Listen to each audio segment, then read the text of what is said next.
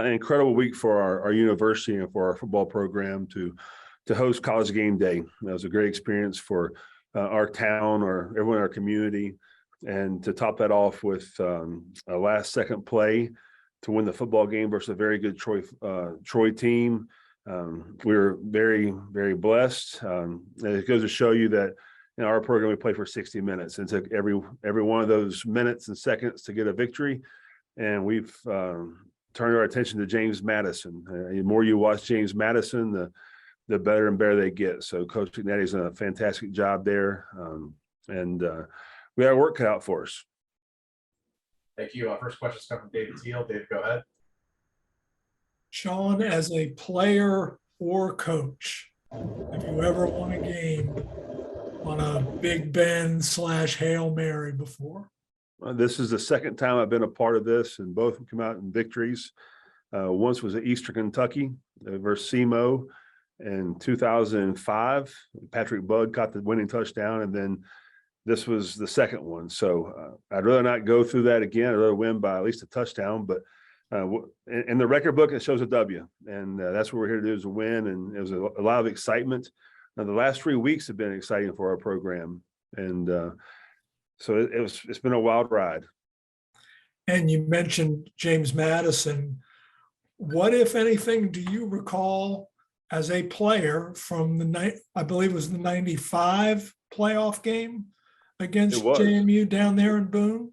First round of the playoffs in 95. I just remember how, two very similar programs. I mean, this built on doing the things the right way. I mean, if you look at their tape, and they're going to run the football, and they play great defense. They don't put their defense in bad situations. And again, a great this conference got a lot tougher. It was tough to begin with when you had James Madison and Marshall and Old Dominion and Southern Mississippi. I mean, those teams.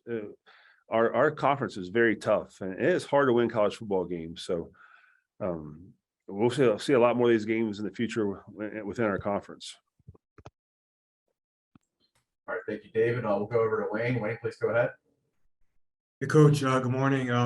App State, when it made it FCS transition, had a winning record right away. Obviously, you played in the program when it was in the FCS and joined the staff, a couple years into the transition. So I was wondering, from your perspective, what are the biggest keys to seeing success right away as a program and making an FCS to FBS jump? Well, I think it was based on our foundation since 1989 that we had great players, and we've had really good football coaches come through here, and not to make a drastic change in what you do. I mean, everyone knows in our program we're going to try to run the football and play really good defense, but again, it's about getting the right players in your program and doing things the right way. What have been your transition or impressions in recent years of JMU and what it's been able to do, obviously at the FCS level, becoming a perennial power there to kind of put itself in position to make the FBS jump itself? Well, again, I have a lot of respect for Coach Cignetti and their program, and from afar you would always watch them. They're always competing for a national championship, and this team is. I mean, I knew they're going to be good. I mean, they're going to come and make an immediate impact, which they have. I mean, you watch the first two games, and they really dominated the game versus Middle Tennessee State, and they come here this 2 weeks ago and dominated that game. I think they're giving up 10 yards a game in rushing. That's leading the country, and so that keeps you awake at nighttime. Thank you. All right, our next questions come from Pat Forty. Pat, please go ahead. Hey, Coach, congrats on the start. I'm just wondering what it was like to see App State and Boone get the amount of attention it has gotten, both over the weekend and really through the first 3 weeks, and then also how you put that behind and move on with the rest of the season. Yeah, Pat, it's you really can't put a price tag on the exposure we've gotten for our university through national media and local media. Myself and Joey Jones were discussing earlier this morning. Last week was crazy. This week's even just as bad. But that's a good problem to have, is to get that exposure for our university and our program, and really for our conference. If you look at it as a whole, I mean, you have some big time wins this year with Old Dominion beating Virginia Tech and Marshall beating Notre Dame, and with ourselves beating A&M and Georgia Southern winning. So I think it just goes to show you what kind of conference we have, and to be able to put our program on a national stage and it's big time. And I believe we have a very good program here, and it's good to see the whole world can see it. All right, thanks, Pat. We'll go over to Noah. Noah, please go ahead. Hey, Coach, what have you noticed, I guess, from Jamey, quarterback Tots and Teo, and kind of how dynamic he makes their offense being able to run it and throw through those first two games? Can you repeat the question, please? Yeah, what have you kind of noticed from Jamey's quarterback Tots and Teo, and kind of how he can make their offense pretty dynamic, being able to run and throw the ball? A dynamic player can beat you with his arm and his feet. I mean, they do some quarterback runs that put you in a conflict. Are you going to play pass, or are you going to commit to stopping the run? So if you look at their program from top to bottom, and they're a fantastic football team. It's the way they play the game.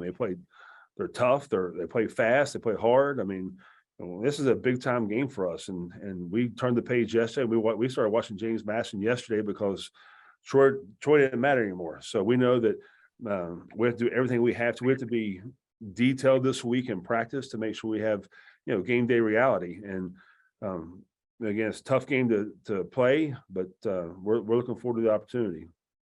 And then what have you learned the most about this team through these first three games? Obviously playing all of them within 4 points, but being different kind of scenarios in those three games. I just think that our program plays for 60 minutes, whatever how long it takes. And, come up with a tough loss versus North Carolina, which we scored 40 points in the fourth quarter. Then you go beat the number 6 ranked team in the country in A&M at their place, which is hard to do. And you come back here and there's 2 seconds on the clock and we're 50 yards away for a win. And we found a way to win. And I think that's probably the most impressive thing I see in our team is that no matter what the odds are, if there's still time on the clock, we have a chance to win the football game. Our kids think we're going to win a football game. Thanks, Noah. I got time for one more with Grant. Grant, go ahead. Hey, Coach, with your offense so far this year, in the last 2 weeks, you've gone on 4 drives of over 7 minutes. How is that something that maybe you can build on? And is that something how can you try to replicate that and continue that against JMU? Well, again, we have to be able to run the football and take our play action passes down the football field. But, we've had some long drives, but we have to make sure we convert touchdowns. I do believe in today's game that field goals they will not win football games for you. So we have to find a way to complete those drives in the red zone and turn those into 7 points. And then kind of from earlier, what have you learned about App State and your players as far as their mental toughness and their resolve being in these close games so far this year? Obviously, early in the year against UNC coming out in the short end, but the last 2 kind of winning in dramatic fashion. What have you really learned about your team and their mental toughness? Just that, as long as there's time on the clock, our kids are going to fight. And you go back to North Carolina, we were down several scores. We continue to play the game. Each play has a life of its own, and our players have bought into that. So it doesn't really matter what happens the last play. It's really about the present. And our kids they want to be successful. I mean, there's no question about it, and they want to do good. But as long as there's time on the clock, our kids will compete and have a chance to win the football game. All right, thank you, Grant. Thank you, Coach. Do appreciate your time today. Thank you. Thank you. Yeah, I was real proud of our team to find a way there in the fourth quarter. We didn't play very well. We had 4 turnovers in the first quarter alone.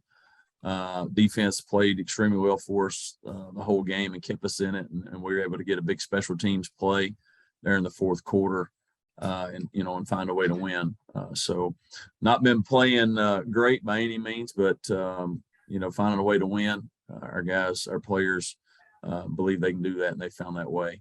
But now our real season begins, so to speak, with our conference. Obviously, we know we're playing a really talented, very experienced Georgia State team who I don't care what the record is, they're really good. If you look at who they've played and 2 of those, really all 3 of those games, they've had opportunities to win all 3 of those games with the 2 Power Fives and then last week. So we know that we're going in there as an underdog because of the experience and the super seniors that they have.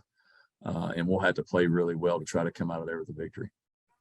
Thank you, Coach. Just a reminder to members of the media, if you just jump into reactions and use the hand icon, we'll call on you. If you have a question, first questions come from Dan McDonald. Dan, please go ahead. Oops. Morning, Coach. You mentioned defense.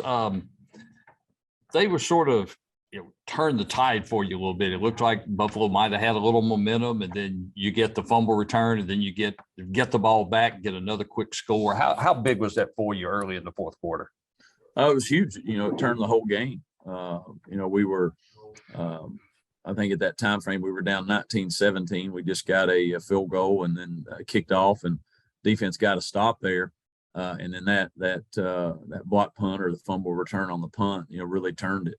But the defense kept us in it. You turn the ball over 4 times, you shouldn't win a game. They kept us in it in the first half and through the third quarter there when we really needed to try to find our way offensively. They kept us in it, and that special teams was a huge play. And then as soon as that happened, we got an interception the very next play, and then the offense wouldn't score to give us a little cushion. What does it say about your team that, again, when it looked like Buffalo was trying to get the momentum back, 5 or 6 minutes left, and you're able to go and get the quick strike? Well, I think it shows you our guys know how to win. Even as young as we are, I think that's the expectation and the standard of your program. So they know how to win. You find a way, and they never think they're out of it. And so it shows a lot of character and resolve. So, but as I told them, I think we know how to finish a game. We got to figure out how to start one real quick. Shawn was saying kind of the same thing about guys finding a way to win.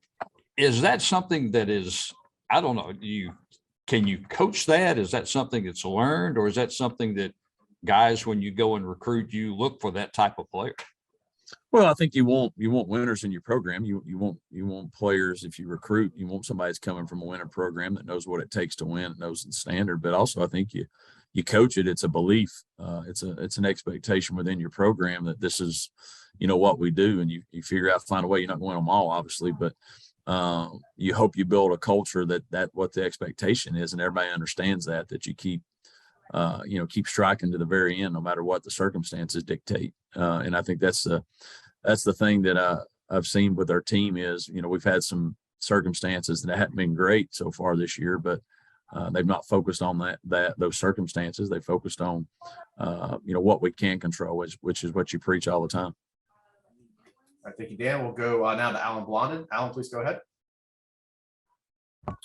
Hey, Jamey, well, you guys are starting conference now. I just was going to see if you can tell me, do you think that the conference is as strong as it's been in the time you've been at Coastal, and how difficult will it be for you guys to win games in the conference this year? Well, I definitely think with the additions that this will be the toughest in my time frame here, the toughest conference race that we've had. There's obviously some great teams that you've seen already so far this year, and we're getting ready to play one of them. Somebody mentioned, if you look how many times that or the number of wins that our conference has had so far versus top programs, and then now we're getting ready to majority of us going against each other going forward. It's going to be challenging, and it's going to be hard. And that's one thing with the team, our young team. They got to understand that. It's the first time for us going on the road for a lot of players as well. So that's adding something extra for us there, Alan. Going on the road for the first time with this group. So, but it's very challenging. It's going to be the hardest. I think I said it during the media days in the summer that our hardest schedule by far that we've faced in my time as the head coach here. All right, thanks, Jamey. Thank you. All right, thank you, Alan. Thank you, Coach. Do appreciate your time today. Thank you. Thank you. And we'll now transition to Coach Cignetti with James Madison. Yeah, it was good to have an off week, but it's even better to be back in game week, and excited for the challenge this week playing App State, who's been the class of the conference for a long time, have a lot of respect for their program and their head coach and the way they play the game. Our guys will be excited to play, but it's important that we prepare well and live up to those standards in everything we do this week. Appreciate that, Coach. Our first questions come from Wayne. Wayne, please go ahead. Coach, good morning. Mentioned that App State has been the class of the conference for a while. They obviously came in, they had a winning record right away in their transition to the FBS.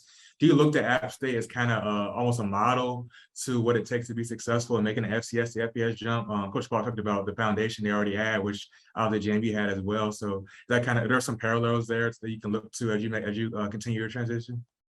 Yeah, I definitely think there's a lot of similarities in the two programs. They had tremendous success at the FCS level, have carried that through to the FBS level. Really like the way they play the game. They play hard-nosed, physical, run the ball, play really good defense, special teams. We kind of play the same way too. we're probably similar in a lot of respects, and it'll be interesting to kind of see where we are. This will be a good test for us. And kind of off that as well, just how important is this game in the grand scheme of things? Obviously not eligible for the championship this first year, but just trying to establish yourself as a player in this conference right away. How important is this game for you guys, considering what App State has done to this point as well? Well, I think it's real important because it's the next game up, and every game's the most important game. But App State has won more conference championships probably than any other team in the league. They've been sort of, at the top of the heap for a while. So it's a great challenge, but also a tremendous opportunity for us. And, we have a lot of pride in our program, and our guys expect to be successful every time they go out. So I'm really looking forward to this game. Thank you. All right, thank you, Wayne. We'll head over to Noah. Noah, please go ahead. You talked about having, the bye week and that being good. What was kind of the biggest focus during this last week off and not having to play a game on Saturday? Well, bye week, you want to stay sharp in your fundamentals, your timing. Don't get anybody hurt. We had a chance to do a little recruiting. Also, as a staff, get out on the road a little bit. So, I think we accomplished what we wanted to accomplish. And, Monday's a little bit of a lighter day, a little longer meetings for us. So, we got to jump on App State, obviously, as a staff, too.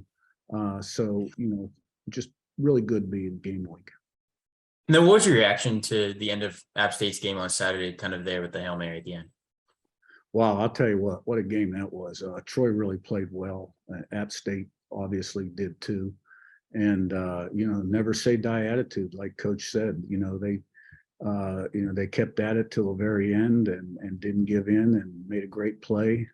Nice block, nice catch. Tremendous win for them. It was a great day for App State. Thank you. We'll go over to Grant. Grant, please go ahead. Hey, Coach, I know something App State's been able to do on offense over the last few weeks is really win the time of possession battle, and they've had 4 drives over 7 minutes the last 2 weeks. I guess what are going to be some keys this week to kind of getting off the field early, and then also what has App maybe done well in offense to be able to sustain those drives? Yeah, well, normally a team that runs the ball really well can put together those kind of drives. And they've also gone for it quite a bit on 4th down. They're not afraid to do that. So you got to stop the run first and foremost. But then you got to stop the shot plays, and you got to keep the quarterback in the pocket. When he drops back, got to tackle well. So it's going to be a physical game. I don't have any doubt about that. And, we're going to be tested like we have not been tested all year. Right. And then with this being the first road game of the year in a really hostile environment down in Boone, what have you guys maybe been doing in practice to kind of prepare for the crowd noise or anything as far as, being on the road for the first time this year? Yeah. What have you kind of been doing? Well, we'll do something with noise on Thursday. But, when you go on the road, it's really important that you play with great poise and discipline and don't get caught up in the emotions of the game. The games last a long time. You're going to make plays. They're going to make plays. There's going to be good times, bad times, and you just got to play one play at a time. 6 seconds of play. Every play's got a life and a history of its own. Play every game, every play like it's nothing. So we're going to have to play smart, play with poise, play physical, fly around. We're going to have to play well. Thank you, Coach. Thanks, Grant. We'll go over to David Teal. David, please go ahead. Curt, you've been in a lot of 4th quarters in your time. Have you ever won a game on a Hail Mary? No, never won a game on a Hail Mary. Fortunately, never lost one either. Thanks. All right. Thanks, Dave. Thanks, Coach. Appreciate your time. Thank you. All right. If everyone could just kind of going back to Saturday, played a quality opponent in Baylor. Got a lot of respect for what Baylor does and how they play. But I thought our kids were, they're engaged. They had a belief. They believe that they belong out there with those guys, and we took our shot at them. What it came down to is I thought we matched them physically. I thought we did wear down a little bit because they were just, very, they're just very massive in the O-line and D-line areas. But, it was a very physical game. But I thought we took our shot at it. We swung at them, and when it came down to is the execution side of it. When you play teams like Baylor, you got to be very clean in execution. I thought there was a lot of opportunities for us out there, and I thought they made more plays in critical situations, and we got aggressive with what we were doing. I was always going for it on fourth down. I knew that field goals were not going to win this game, and we had to capitalize on it, and we didn't get the score as much as that we wanted to. But when you look at how it flowed, I thought we were in the game pretty good until the last drive of the first half, where we had a couple bust assignments, and they ended up scoring and making 21-7 at halftime, and then we had opportunity to respond out of half, and we fumbled, and they took advantage of it, and then we went for it on fourth down, and then just like that, it went to 35-7.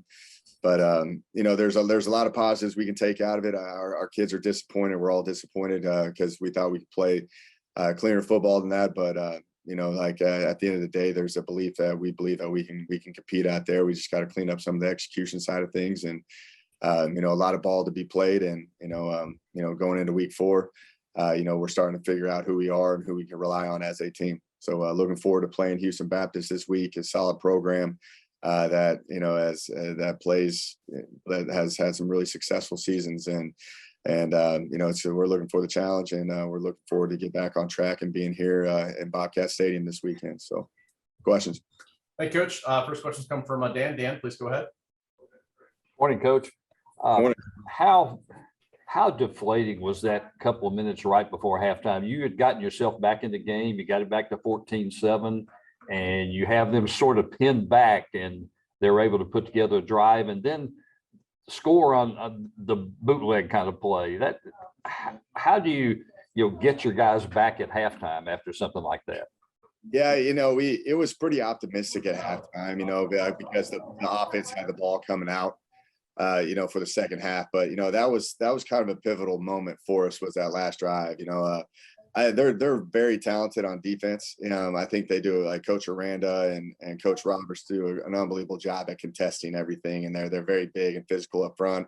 I thought we had a good plan on getting them, moving, laterally a little bit more, and sideline to sideline, and we finally put one together, score, we get some momentum. Their returner kind of screws up kind of the return and ends up pinning them back inside the 5 on the kickoff. They run the ball on first down and 10, and we stone them to 2nd and 9. I used my timeouts thinking we can get the ball, get the ball back in field goal position.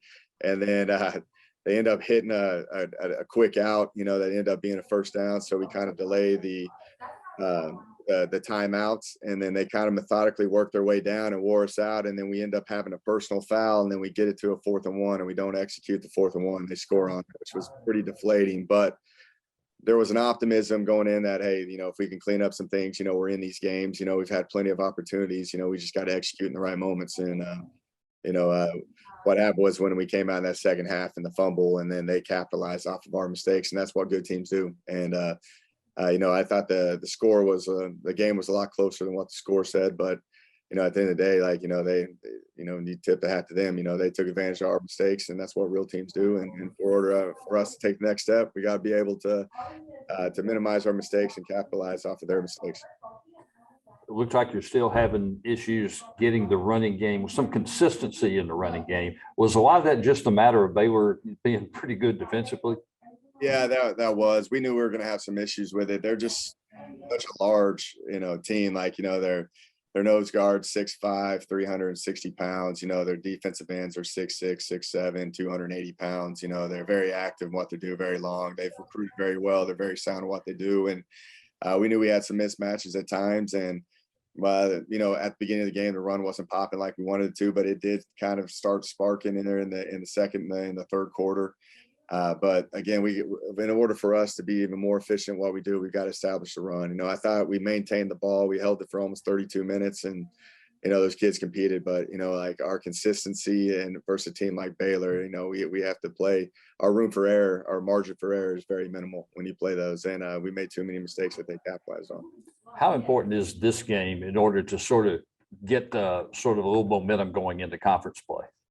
Yeah, no, this is a big game for us. Every week is a big game for us. I think over the first 3 weeks, we're figuring out the guys that we can rely on. We still got another week right here before we enter conference play to find the guys that we're going to put out there that we can trust and are consistently going to do what the job entails. And it'll be for us, we're a one day at a time type of team right now. We addressed everything yesterday as a team, and had a good practice, and we're game planning today, and we've got to have a good Tuesday and Wednesday practice for us to be able to have success on Saturday. So these first 4 games of the year have been very beneficial for us before we enter conference play. So hopefully we can iron out a lot of different things before we start off with James Madison here in a week.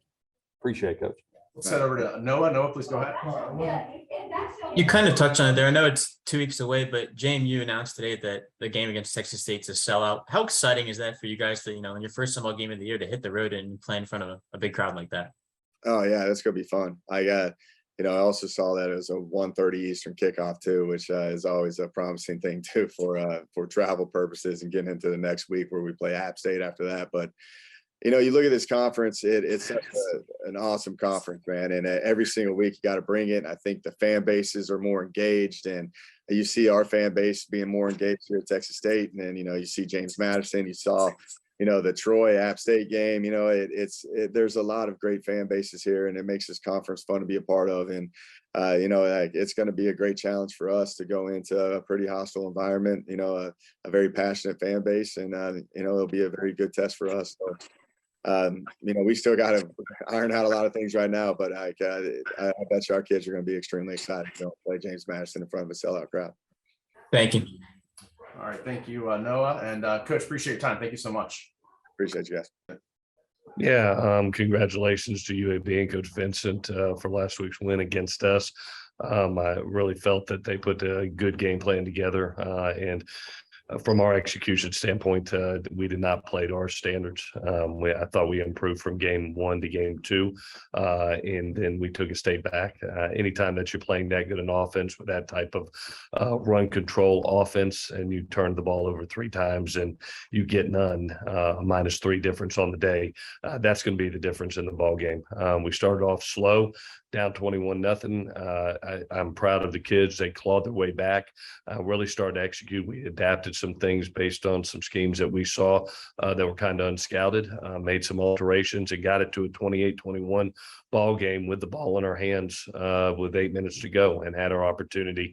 And we missed that opportunity with another turnover. So I think anytime you play a good team like UAB, especially one that has that type of ball control offense, you have to do your job and not make those self-maintained errors that could cost you the game. And ultimately it did. All right. Thank you, Coach. Our first questions come from Dan McDonald. Dan, please go ahead. Morning, Coach. Morning. How tough is it when your guys, it's like you're down 21-0 before you ever even catch your breath against a team that can run the football and can control the ball like UAB does? Yeah, we talked about it going into this game, that we were going to have limited offensive opportunities and that we had to start fast and come right out of the gate. And that didn't happen. When we look up and they put 3 successful drives together, 1 off a turnover, and you're 21-0. And so I called all the guys up and said, hey, catch your breath. We're going to claw our way back. It's going to take the rest of the game to be able to do it. But if you do your job, you're going to look up in the 4th quarter with the opportunity to be in this ball game. And credit to them. They did. You look at, and again, 8 minutes to go in the 4th quarter, we clawed our way back. It's 28-21. And just like the week before, had the ball in our hands with the chance to tie it up. And we didn't get that done. We had a turnover that set them up finally for their last score on the positive field position. But I think really the difference in the game, like I said before, was the turnovers and not starting fast against a bunch that can really ball control. You ended up having to throw it 50 times in the game, probably some of that coming back, so forth. But it looked like you were able to strike a pretty good balance. You had them a little bit off balance. It looked like a lot in the second half. Yeah, we made a couple of alterations. We saw a lot of drop 8 coverages, which allowed us to run the ball effectively. You should have a 200+ yard game, and can lean on that run game even more. I thought Jalen White did a terrific job along with Joe Green and Amari Arnold. They were kind of the 3 horses that really allowed us to get back into that game. And credit Coach Ellis. He saw what was going on, and he decided to get into that more of that balance with the run game. But anytime you're behind, you're still going to have to push the ball down the field. And so I think that's why you see the 50 passes, especially being down 3 scores. But the run game is really what I thought got us back into the game. Appreciate it, Coach. Yes, sir. Over to Luke Creasy. Luke, please go ahead. Hey, Coach, when you look at how the schedule sets up, I mean, you just came off 2 straight road games. You get 1 at home this week, but then go back on the road 2 straight weeks to start conference play. How difficult is that, to manage, traveling and playing at a high level? Yeah, we knew the first half of the season, 4 of our first 6 games were going to be on the road. We talked about that. And I thought it was going to be so important to be mentally tough and disciplined and focusing on one game at a time. I know it's coaching cliche, but you have to pour yourself into the current week. And this current week, thank God, we're back at Paulson. It's nice to, be right here at home with our fan base and our alumni. We've had a couple late nights on the road, getting back at 6:30 one time and 2:30 the next. And it's good to be at home with our fans. And we look forward to the opportunity to play in front of them at Paulson. All right. Thank you, Luke. And thank you, Coach. Do appreciate your time today. Well, just, getting over Alabama, you got Texas and Alabama, and you've kind of been through pretty tough games. Alabama just was a game we played where, you always go into those games hoping and expecting to find a way to be in the game or have a chance if they don't play their best, but you also want to make sure that if that's not the case, you fight to the bitter end, or you go out swinging. They just kind of whipped us in all phases of the game, and we weren't able. We had a couple mistakes, so they blocked a punt, and we had a tip ball interception off of our running back's hands, and within 3 or 4 minutes, we're down 14 to a team that was heavily favored. And so they just beat us in every phase of the game. And so at some point we just have to make sure we get out of that thing without injuries and without losing our mural. And I thought our players played hard. That's a team we couldn't beat. And they were just much as Texas that played them so well 2 weeks earlier. So after 3 games, we've beaten a team that we should have beaten, and we've lost to 2 that we probably should have lost to. And they beat us sound enough that you go back and look at everything. But having done this for so many years, 27 years I've done this, and every now and then you get one of those. But when you're playing in Alabama that's got the quality of athletes at every position, we were outmanned at every phase of the game. And so players fought hard. We had a good quarter. I really thought, if you have to look at a positive, they scored 28 in the first quarter, just every way possible. We've got they really exposed some kicking game things. They're so talented in their people they even put on special teams. It might have been we wouldn't have changed the outcome. We could have probably changed the score if we could have hung with them a little better in special teams. They scored so much from that, 21 points without their defense being on the field. But as long, and I don't think we had any major injuries. I hope we didn't. We got some guys banged up because that's a physical game. But I think our morale's up. As a coaching staff, your job in games like this is to manage team morale. Make sure we don't get a game like that bring us down, and it should not. We know we got a great opponent coming up. We go from the preseason Big 12 favorite to the national runner-up for the 6-time national champion to the defending conference champion, all 3 of our first 4 games. And so we're getting tested every week. And of course, Louisiana represents the very best of our conference. And so we've got to come back now and play them. But we're excited about being at home, about finally, we are 0-0 like a lot of people in our conference. And so we'll start from here and go from here as we look forward to getting ready for Lafayette. All right. Appreciate it, Coach. First question come from Dan. Dan, please go ahead. Morning, Coach. Good morning. Does games like Texas, Alabama, especially when they were able to take advantage of a lot of your mistakes, does that sort of give you a chance to look and see where you need to improve or you need to get better going into conference play? Over the years, you learn to take these games for what they're worth. If you coach long enough, you'll get a win or two. Very seldom do you beat the very best team in the country, but I've had some good wins against Power 5 teams when we were heavily underdogged. But I told our coach, a team that's so much more talented can really expose things that you don't do well.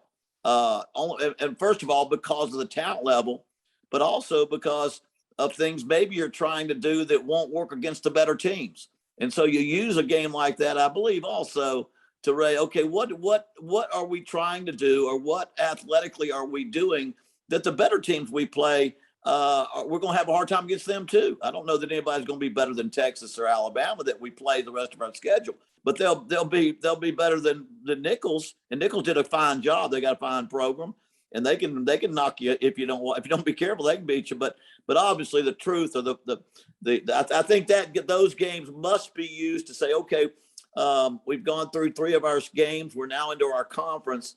Where do we need to get down to what we can do with who can do it right now, because we're dead down to our conference, and you can fudge a little bit, and you can take some chances, or you can look at some guys in some of those all 3 of those other games. You got down to backups in the second half for different reasons. So now we get down to playing the really good, the best of our conference is going to come at us now, and we've got to go from there. What areas did you see from, I guess, specifically the Alabama game that you need to shore up? Is there one or two things that you really want to look at? Well, you don't have to look at anything past the kicking game. Kicking game, I mean, even if you look at the kicking game, we were so outmanned, and they took advantage of so much of the of things that they did. We'll look at that very hard, because of course, when I was a running back in West Virginia, Coach Saban was a secondary coach and always handled punt teams himself, punt return himself, and they punt return. They must set an NCAA record with us, and if I had to do it again, that ball wouldn't even that big. I'd kick that ball out of bounds every time. But hindsight's 20/20. But I think we've got to make sure we've had a couple of punts blocked, once against Texas, once against Alabama. We've got to look at that, because you'd like to go a whole season without having a punt block. But good people can expose things you're not doing well.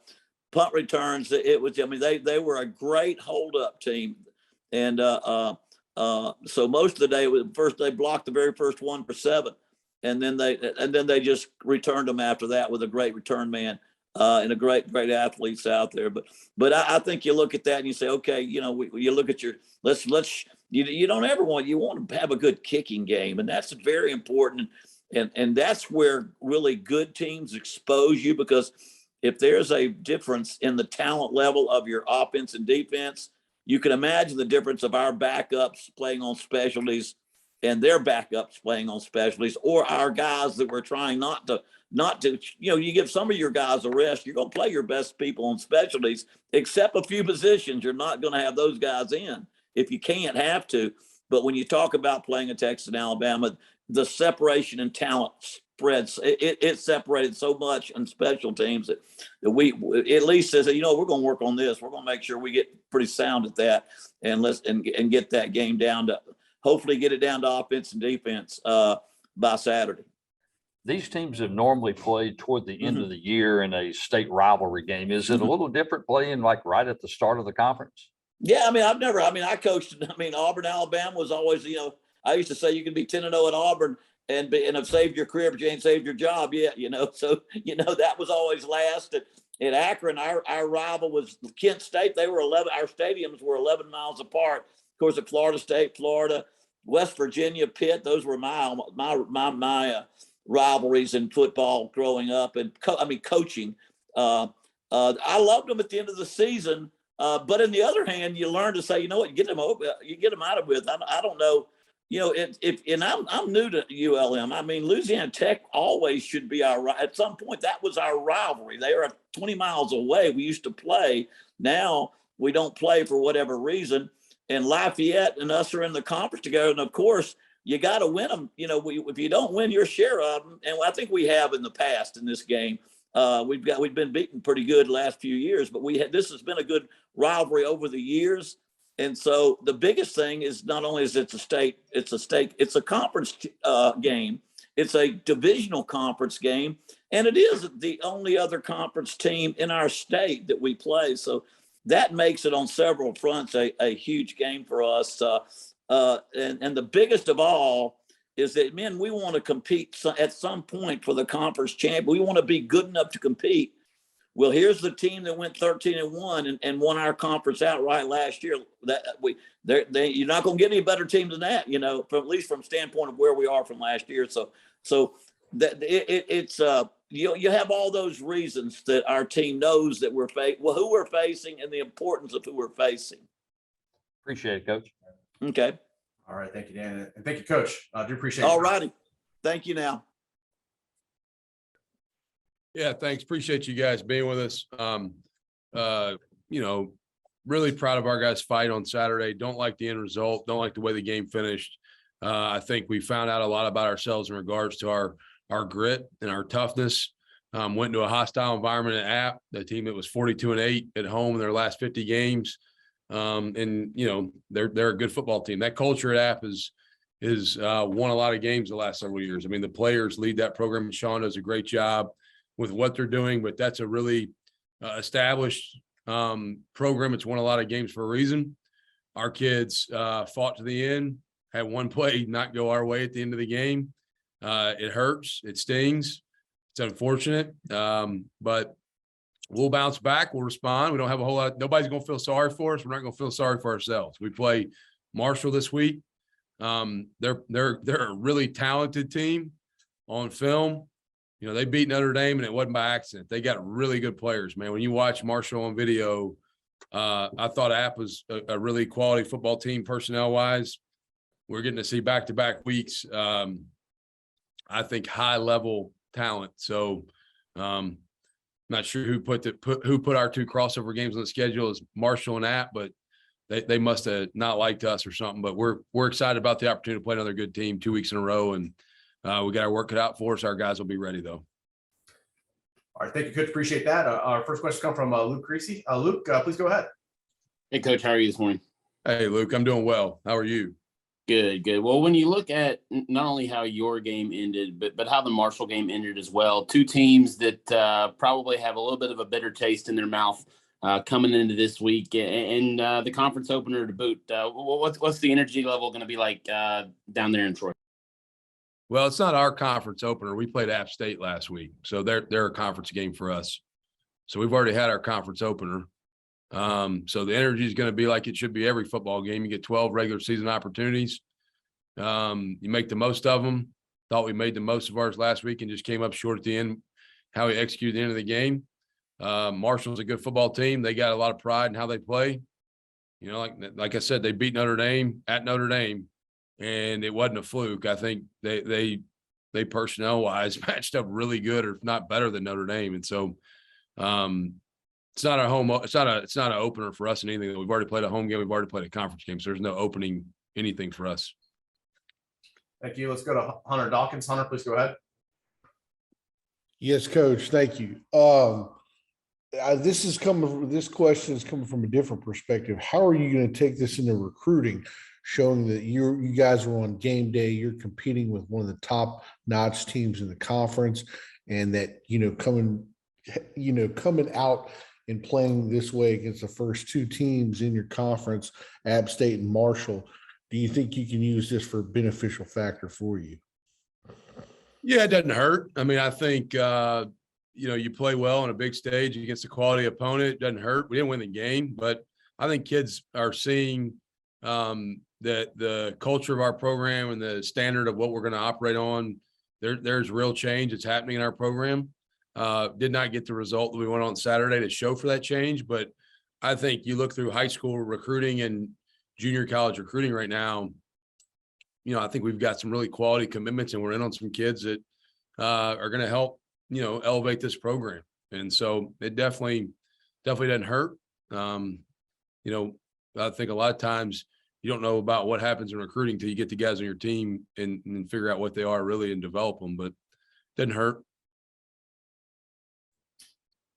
Thank you, Hunter. We'll go to Paul Swan with ESPN Radio. Paul, please go ahead. Coach, good morning, good afternoon. You talked about the talent level that Marshall has, but what do they do specifically that's going to be really a challenge for you this week? Say it again. What are the things specifically? Yeah, what's the challenge for Marshall this week? They've got a lot of good athletes, but what are they doing that challenges you this week? Yeah, the quarterback's got a 77% completion percentage. The running back's averaging, I think, 130 yards a game. And that's without Rasheen Ali, who led the country in touchdowns last year, and he got back to practice last week. Their O-line is huge. I mean, their size, their O-line, when you look at them across the board, 6'9", 6'7", 6'7". I mean, there's some big humans on that O-line. The receivers, number 1 is electric. The Keaton kid, I mean, he is special. Number 7, the Gamage kid, big body guy who competes for the ball. So offensively, there's a lot of issues I just presented there. Interior D-line, they're bigger than what we've played so far. They're bigger than Ole Miss or App State. So they're big interior D-line wise. They've got a really good edge pass rusher, number 32. Number 20, their nickel, who's a transfer from McNeese State. He's as good of a defensive player as I've seen on video this year. Named Andre Sam. He 6-year player, really, really good player, man. Their corners are both good. So I mean, they're personnel wise, they got outstanding talent. Not going to be an easy task. Yeah. Thank you guys for having us on again this week. So, bounce back week, right? We hadn't been here in a little while for our team. It's something that, it's a good problem, that we haven't had this too often. Anytime you lose, it stings. And certainly for this team, it was the same way, particularly when you don't feel like you executed the way you want to and don't feel like you went out there and played your best brand of ball. So it's always a tough pill to swallow. We're really excited about this week, opening up conference with UO Monroe, a Western Division opponent. Certainly a rivalry game for us that always has been and always will be. So, we're going to have to move on. You got to bounce back. You got to move forward and get ready for the next challenge because we're under no illusions of what kind of game this is going to be. I think they're a good team. You can see it on tape. They're playing really well. And we know for sure that we're going to have to come out there. We're going to have to play our best game to come out with a win. Thank you, Coach. First questions come from Dan. Dan, please go ahead. Morning, Coach. After you got a chance to look at it, are there a couple of things that you can really focus at, or is it just a matter of just trying to clean up a lot of smaller mistakes? It was a lot of small mistakes, Dan. It was just kind of a strange deal. It wasn't one particular position group or one player. It was, we were 10 for 11 on a lot of plays offensively. And it's the one that we missed on was the one that was critical, whether that be a shot that we had down the field and we missed a protection, or as quarterback, starting on the wrong side of the progression. We got a guy wide open, just a variety of different things that offensively was like, you're just kind of plugging holes as it went. And it was, it was just, we never could get it all in sync and get it rolling together. It was very similar to the first half of Eastern Michigan. Certainly we got out of that funk. In this game, we did not. Defensively stopped the run, pretty well. We've done that effectively, really all year. We got to continue to do it. The long conversions kind of broke our back a little bit. They had a 3rd and 15 and a 2nd and 19. I want to say that they got huge chunk plays and converted on in some critical possessions. And for us, I think part of it, is that we've gotten so comfortable in playing these types of games where, offensively, I mean, this is for years on end. Offensively, we don't play great early. We kind of hang around. Defense keeps us in it, and we find a way to win in the end. It just didn't work that way on Saturday. So I think we got to change that mindset a little bit and find when we get some momentum, we got to capture it and run with it. And you got to just play cleaner. You have to execute and do your job every play because when you don't, it could be the one that matters. Your guys won 7 games late last year. Can this one be, for lack of a better term, sort of a jolt, a little bit of a wake up going into conference play? You certainly hope so. That's the way you got to spin it. It could be the best thing that happens to it or the worst thing. That's all predicated on how we respond. So our team came out last night, had a really good Sunday night, a lot of energy. We got in the film, we corrected all the things we got to correct.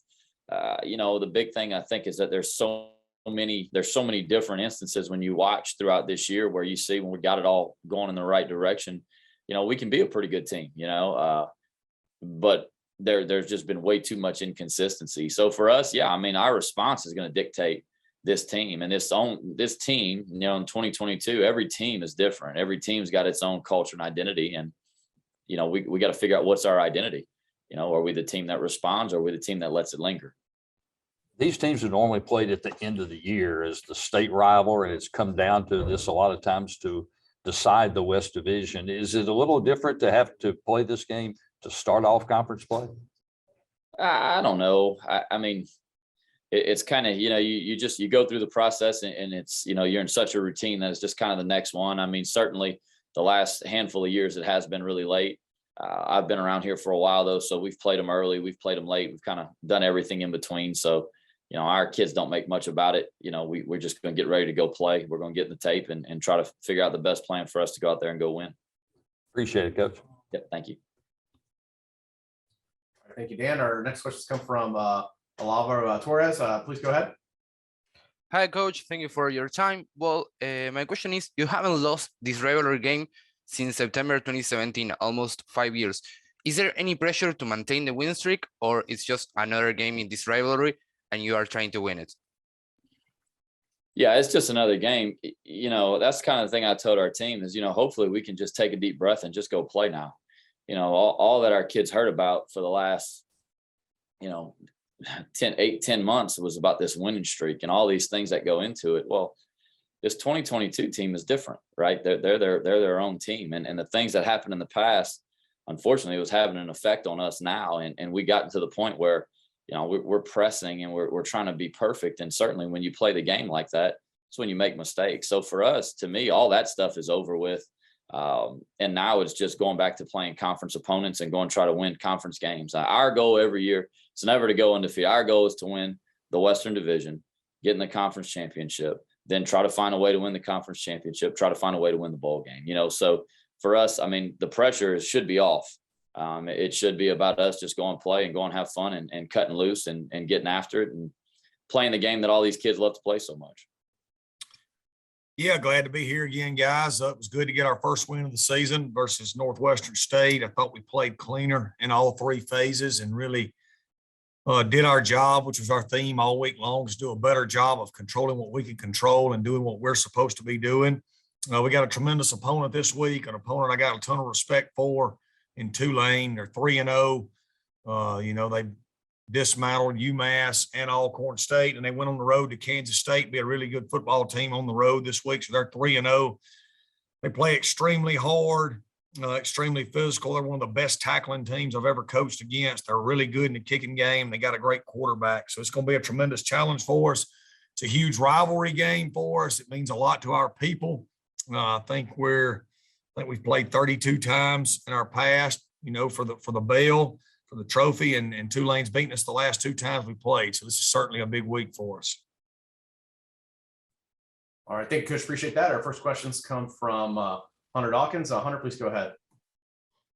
Coach, thank you for answering the question, but also too, knowing that you used to be on staff with Tulane a few years ago, and I'm guessing that you recruited some of the kids that are on the team now.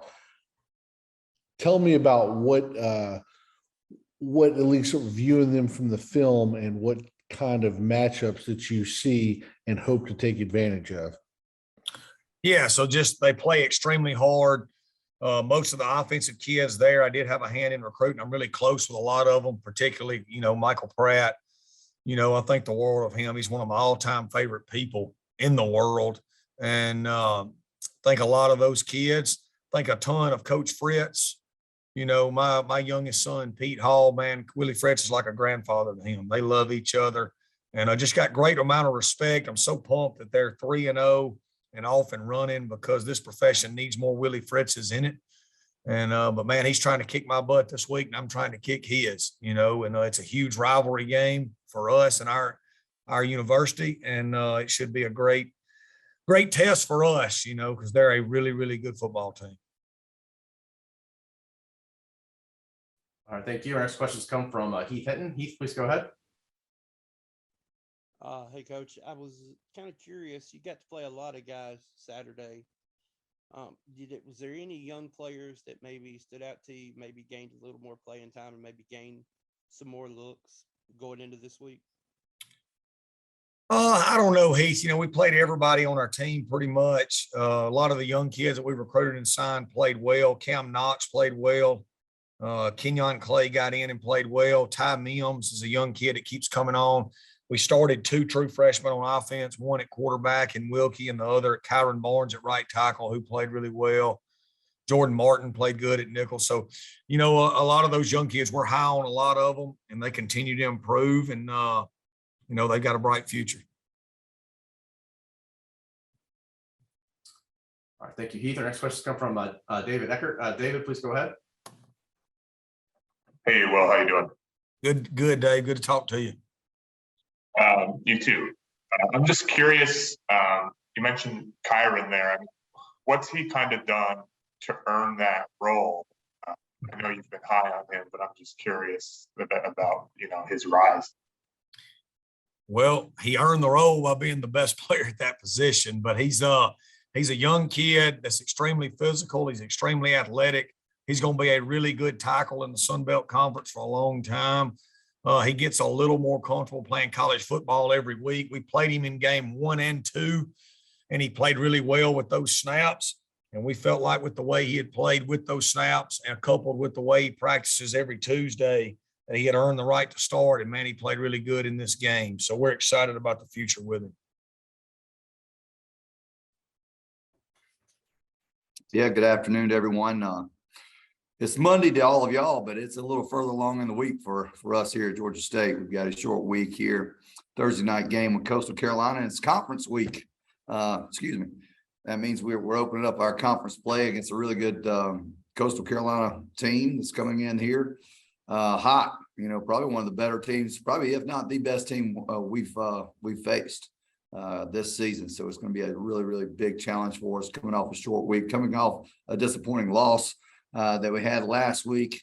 We've got to kind of get moving. We've already practiced this morning. Today was kind of like our work Tuesday. So it was a good, hard practice, and just preparing to go out and play much better than we did in the previous 3 weeks. So we've got a lot to look forward to. And the Coastal Carolina bunch is coming here. I believe kickoff 7:30 Saturday night, or Thursday night, I should say. And we're making every preparation and every adjustment to be a better football team. So, Coach, first question comes from Brady. Brady, please go ahead. Hey, Coach. Hey, Brady. I just mentality-wise, obviously there was stuff from the film Saturday you need to get corrected, but you also are on a short week.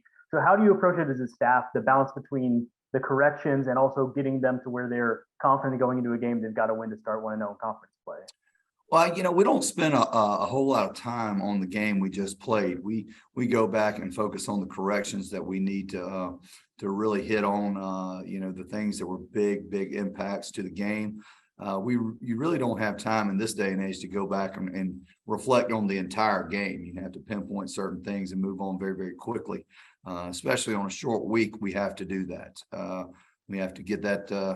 I won't say get it out of our system, because I don't want that game to get out of our system. I need that game to linger in there, but you do have to train your mind and your mentality to move on to the next football team, the next opponent. And if you don't, you can get caught up. But we have to do that quickly this week. Thursday nights are tough games to get prepared for, especially when you play Saturday nights and you're, just like for example, my Saturday night, I think we ended up somewhere a little after 11, and you just can't wash the game out of your mind. So I think I finally fell asleep somewhere around 4:30 a.m. And then you wake back up and you go straight to work, and that strains on your mentality and your body physically. But somehow, some way, you got to find time to recoup during the week. So we're not going to beat these guys up or tire them out in practice. Most of our mistakes were mental mistakes. So the education in the classroom, the meeting room, is certainly going to be huge for us. Because if we can just eliminate those things right there, we can be a much different football team. Thank you. Our next question comes from Stan. Stan, please go ahead. Hey, Shawn. Hey, Stan. What's the physical state of you guys right now? Because you got beat up a little bit on Saturday night. All right, just imagine 2 trains colliding right there, and everybody sitting in that front. We're all driving the train. We're all the engineers, and it was 2 head-on collisions. So we've got a lot of guys beat up. And that's to be said. We've played 3 tough football games. Our non-conference schedule is not one to shy away from. You had to come and you had to play hard, and you played for 60 minutes against three really good football teams. So you're going to have bumps and bruises, but you've got to be prepared to play the next guy, or you got to better be prepared to have a really good athletic trainer to get these guys back on the field as quickly as possible. We'll do our best to get our guys that can go out there and play.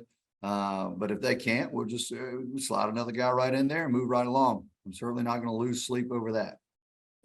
And you answered this a little bit about what the biggest thing may be to clean up this week. You talked about the mental thing. Is that it, or is it something else? I promise you, the mentality of our football team, and you just look at some of our mistakes, and I'll go just right out to an extra point. I mean, it's nothing mechanical.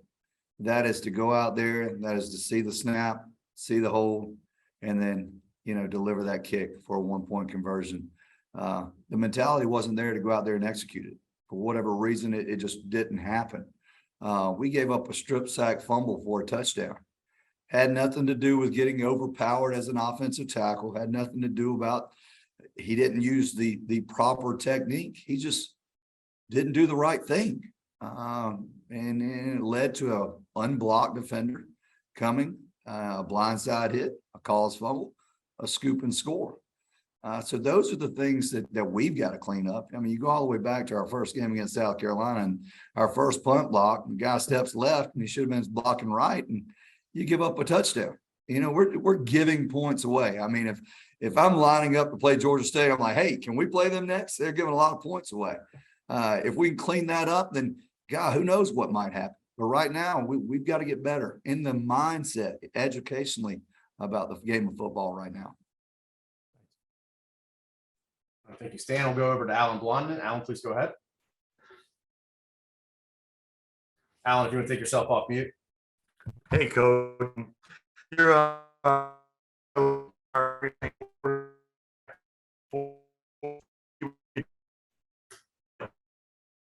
I'm sorry, Alan. I didn't hear a thing. You were breaking up. I apologize.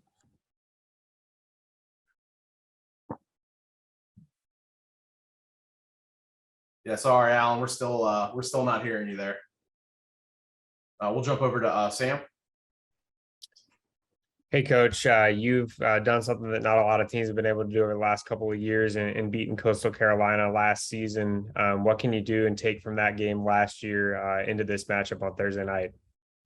Well, I mean, we'll look back, they still, their coordinators are the same. Some of their players are the same, but you really don't take much away from last year's win or last year's contest. For me, I mean, it may be different for other coaches, but I don't put a lot of stock in last year's teams in that game. Like I said, we're more worried about learning our assignments and being mentally prepared to go play.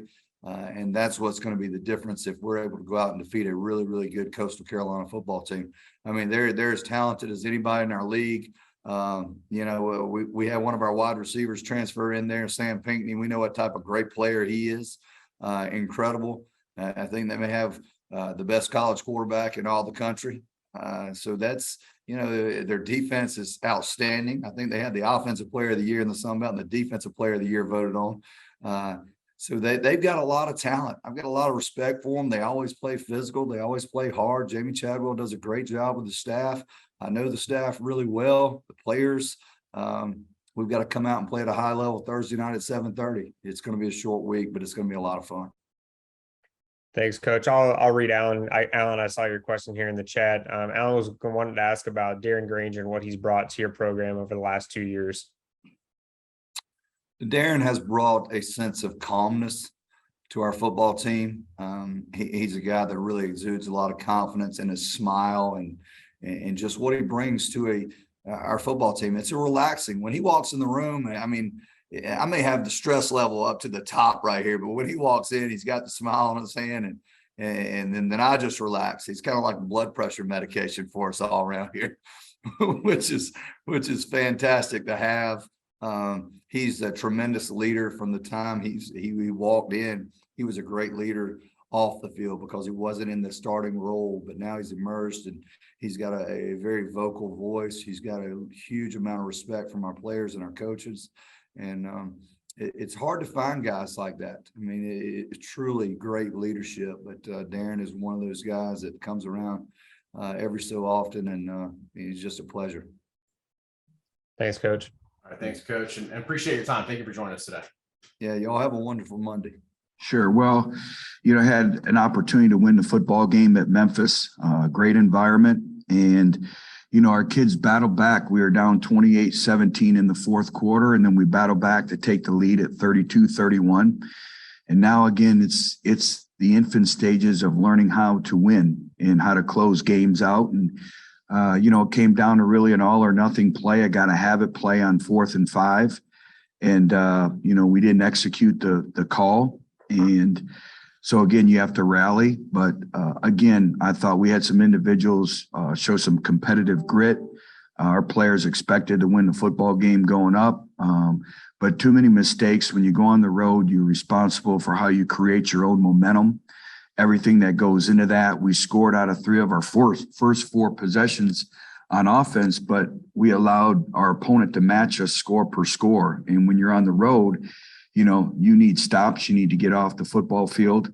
Another area, we're not generating turnovers on defense, and a lot of that is your blind pursuit. So again, another great challenge this week, going in a great environment versus, what I feel is one of the best teams in our conference. They're exceptionally well coached, playing at home. So another great challenge, but also another great opportunity for us to improve. All right. Thank you, Coach. I appreciate that. And again, as a reminder for members of the media, if you have a question, please use the hand icon to let us know here. All right. First questions come from Mitchell Gladstone. Please go ahead. Butch, I guess you mentioned your defense, and I'm sure you watched the game back. It's a group that's still young in places and still coming together in a lot of respects. Do you worry that this group is going to overall hold you guys back from where you guys think you can get to this season? No, you never look at it that as, it's growth and development and all these experiences that, we're kind of learning as we go.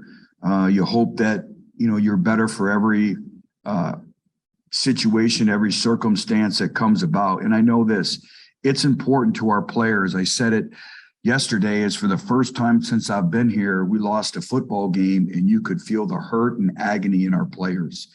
And, they struggled with that in the locker room, and that's progress.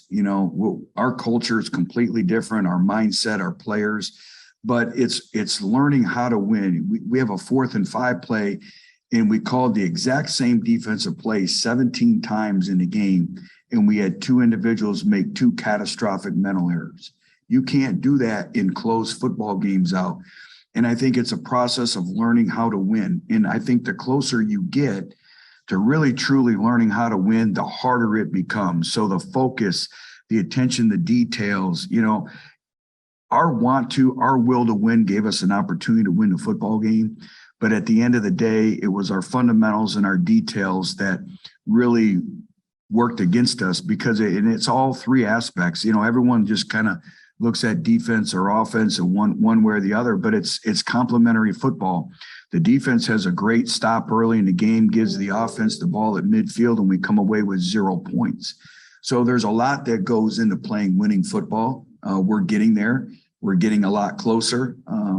But I know we're judged by the results on the scoreboard, but, been doing this a long time and teaching a program and players how to win is a process. But the first thing to that is them wanting to win, and the want to win is there. You talk about the catastrophic plays, and obviously there's some of them are just like you said, that 4th down conversion, for example. But the big plays, which I know were obviously a problem last year.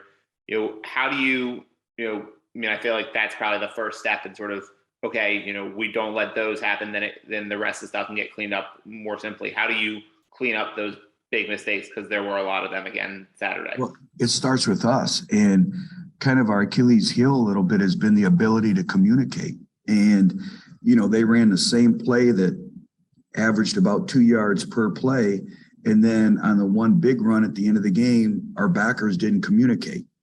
And so they're both running in the same gap on the same play call. And I think those are the things is we talk about consistency and performance and the focus in the details. And that's the thing is, we gave up 5 plays of over 200 yards of total defense. I think the other thing when you look at it is yards after contact that their entire offense had. And if we can just clean up our fundamentals, our details, and communication may seem like a simple thing, but it truly is the ability to communicate and have all 11 individuals working as one. That'll eliminate a lot of those. Sure, football is a game played by people. You're going to have mistakes. We understand that, and that's why you coach. But it's the little things, it's the small details, it's the effort, it's the mindset, it's the communication. Those are the things that we got to do a much better job with. Thank you. Our next question comes from Luke Madison. Luke, please go ahead. Hey, Butch. So I just wanted to ask you where you feel this team right now is compared to the team you had at this point last year. Oh, it's night and day different. I mean, there isn't even a comparison. I think the other thing that gets lost in this is when you're in a group of 5, you're going to have a very challenging schedule. And your challenging schedule is very relatively early in the season. And I think it's keeping things in perspective. And we're sitting at 1 and 2, but we played a team that is going to compete for the national championship on the road. And we have a team that's been a bowl team traditionally, and there'll be a bowl team again this year. And they're a good football team. So I think you have to keep everything in perspective, and you never let your circumstances dictate how you feel or how you react. And there should be no difference if we won the game and we had the 4th down stop and we took care of the ball at the end and went down or had a game-winning drive, or we lost a football game. Those circumstances should not dictate how we feel. So again, I also think it's keeping things in perspective. I go back, I think our second year at Tennessee, we started the season at 2-6. And we ended up being 7-6 and gaining momentum of 2 9-win seasons to follow and 3 top 25 finishes. And so you're a byproduct of your experiences. When you're building a program, you just got to stay the course, and every week is a new week in the growth and development of your football team. But where we're at right now, I mean, our competitive character, just the overall character in the program, the will to win, completely night and day different. Obviously, not the way we wanted the last weekend. I thought the kids played hard, that they played with great effort. We still need to play with more consistency and more technique and fundamentals, but proud of the effort we gave. But obviously, in the end, we got to find a way to finish that game off and come up with a win. I think the thing that sometimes get lost in the whole equation is it's not always what happens in the last minute and a half, but the things that happened in the first 58 and a half minutes as well. So questions? Thank you, Coach. And again, I know we had people just jump in. If you have a question, please raise your hand. We'll get right over to you. We'll start with Mitchell Gladstone. Mitchell, please go ahead. Ricky, I guess I'm, not related to this game exactly, but you've had a relationship with Zach for a long time, Zach Kuntz. I guess what is it about him that makes him such a special player from your perspective? I think first and foremost, he's a great person. I mean, he's a hard worker. We won our Iron Lion Award for the hardest worker on offense in our summer conditioning program. And I think that hard work and that dedication really comes through. But, also, I mean, he's voted captain for us. I mean, the guys relate to him and have, and they see the leadership qualities that he has and that sort of thing. But so obviously he's very talented. He's fast. He's big and all those sort of things. But I think it's more about what type of person he is that allows him to be successful.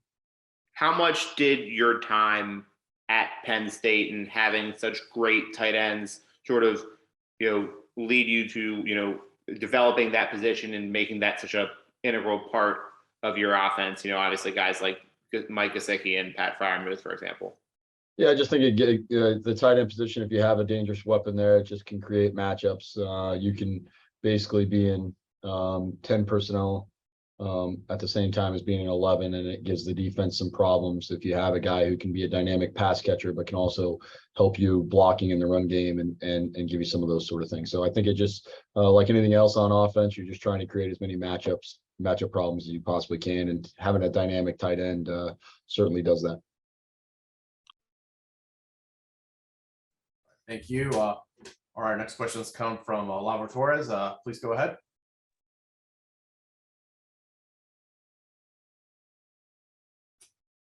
If you want to go ahead, see you're muted. Hi, sorry. I think I was talking. Well, hi, coach. Thank you for your time. Well, my question is: this is your first conference game. It's against Arkansas State.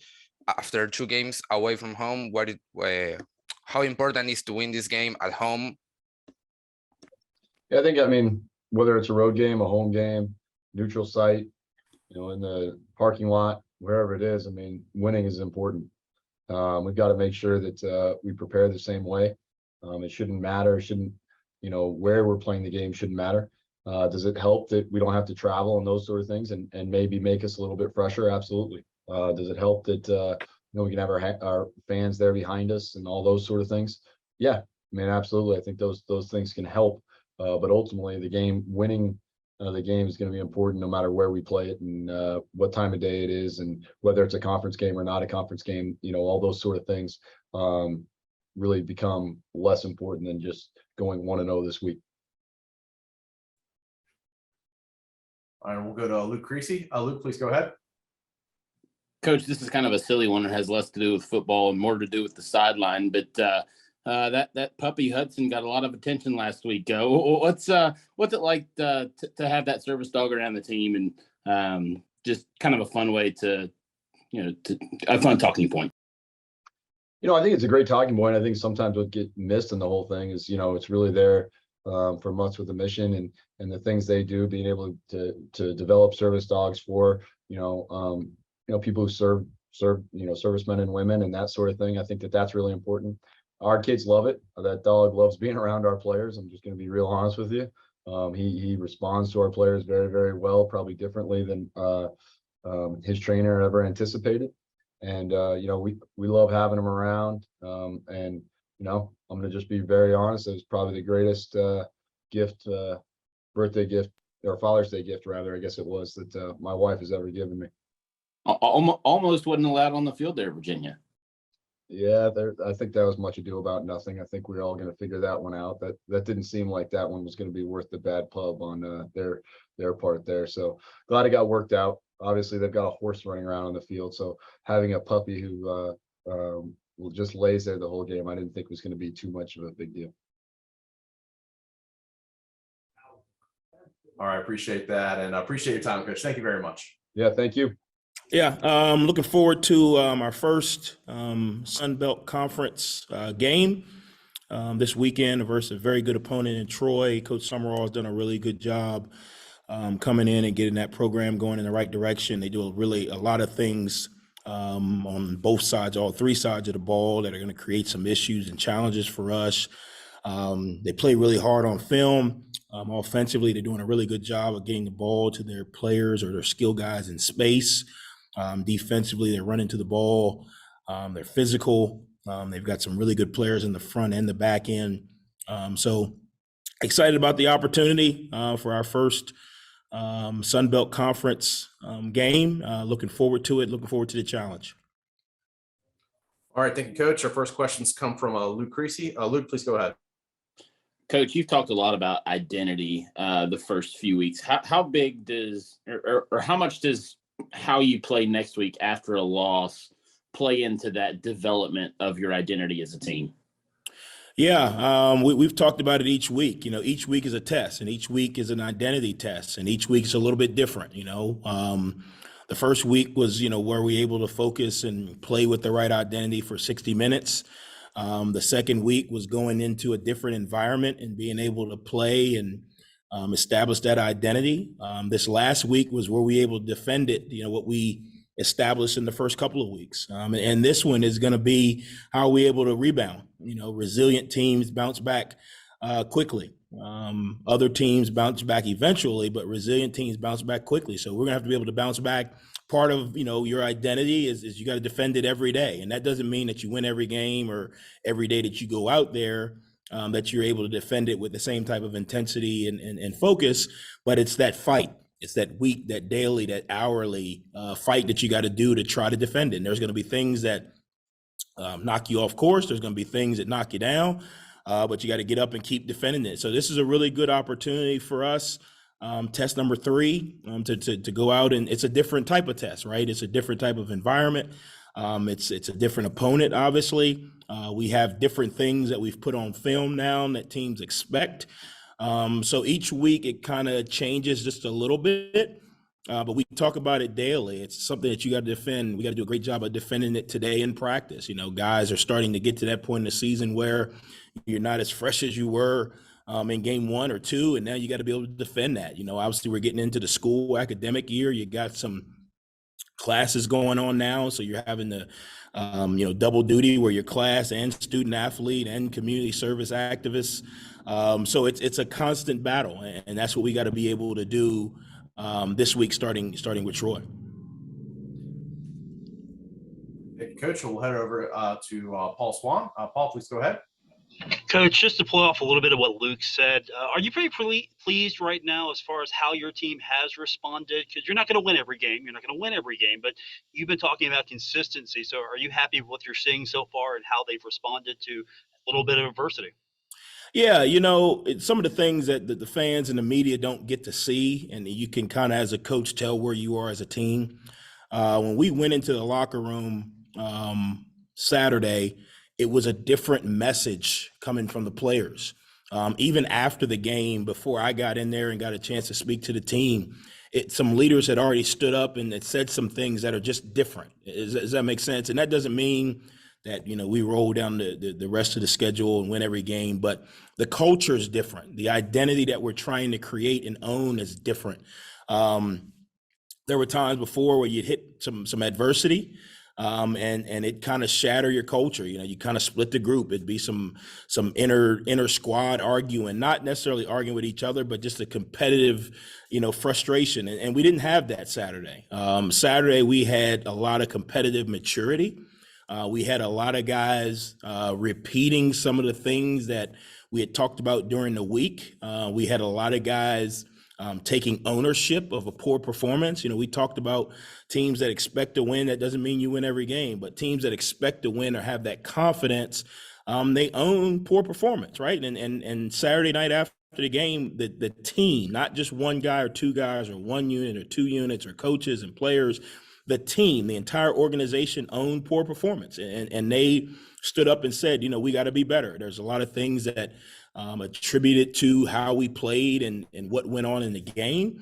But I think when we can get that competitive maturity, I think that's going to help us along the way, because we're going to hit adversity again. I love to say that we'll never be in a situation where adversity doesn't strike. And I told them Saturday after the game, adversity doesn't always mean negative.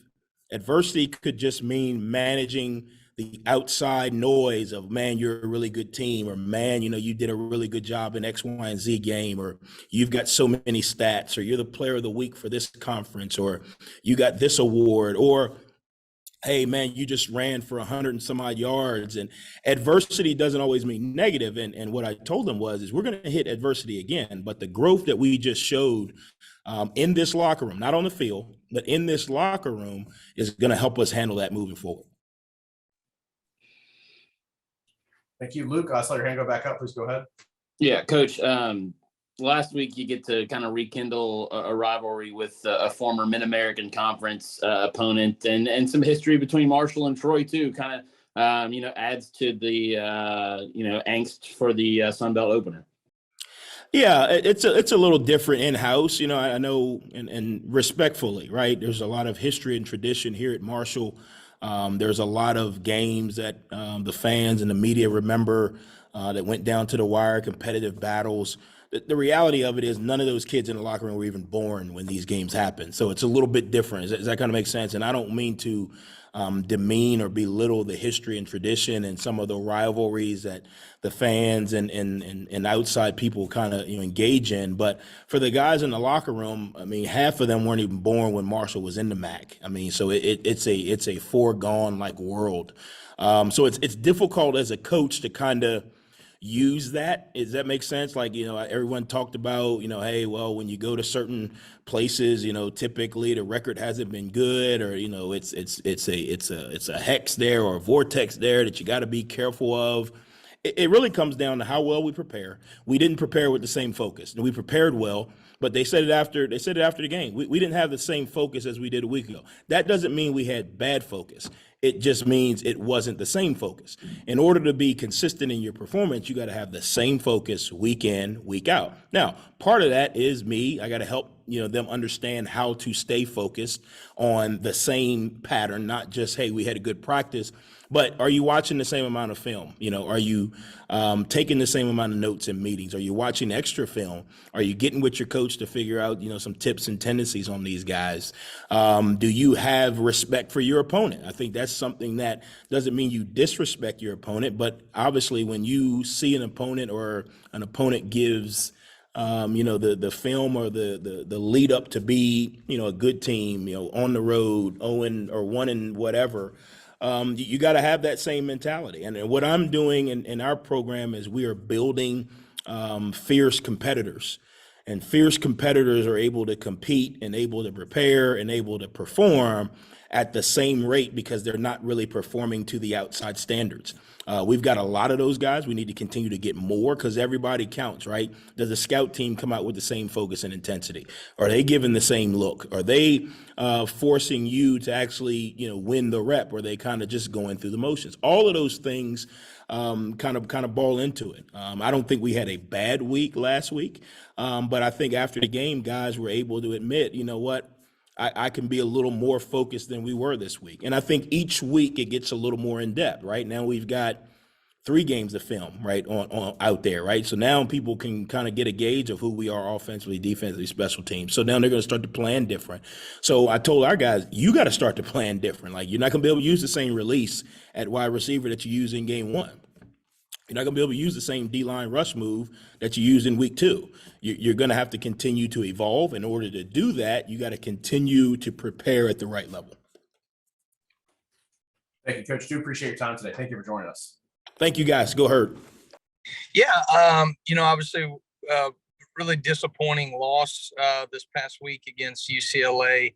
Our guys, I think, are changing the expectation of this program when you can go across the country, go on a road win against Central Michigan, play a very physical game, and then respond, a week later on the road again against UCLA.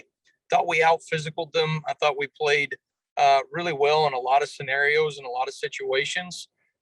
But the truth is we played too inconsistent for us, for our football team to go out there and come up short in a loss is challenging. That's hard for us because we had a group of guys that expected to win on the sideline, but also when you start to peel back the layers and look at the film, I think if we're being honest with ourselves, that game did not have to be close at the end if we executed to the level that we're capable of. And so it's a real challenge in our program. I've told all of our guys, this is a pivotal moment for our football team in 2022, but also for us in program history to be able to show that we can be a responsive football team.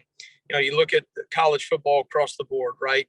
Team wins, and everybody has to respond the next week one way or another. And our opportunity against Louisiana Tech at home, respond and show that we can be the consistent team regardless of success or adversity the week prior. Thank you, Coach. Our first questions come from Hunter Dawkins. Hunter, please go ahead. Coach, this is a little bit off the game subject, but seeing that, and I did ask this question to another coach a few questions ago, but seeing that you're traveling across the country and that you're trying to do, is there any avenue for this recruiting wise, showing that you can compete with these teams across the country and the success that you guys have had, at least sending players to the NFL the last few years? Well, I think, you look at, you can look at the recruiting rankings, right, of UCLA's roster and our roster. And certainly there were some mismatches there in terms of what you would put on paper.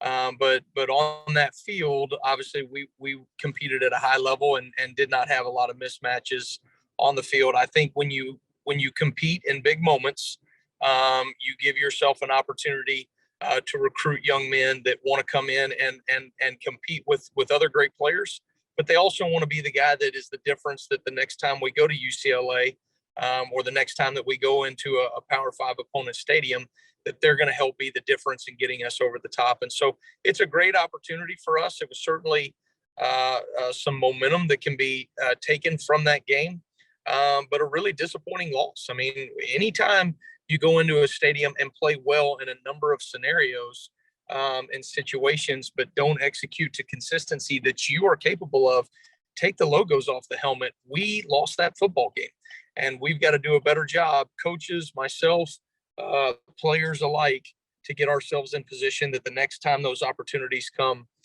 we're going to be responsive to them. Thank you. Our next questions come from Sam. Sam, please go ahead.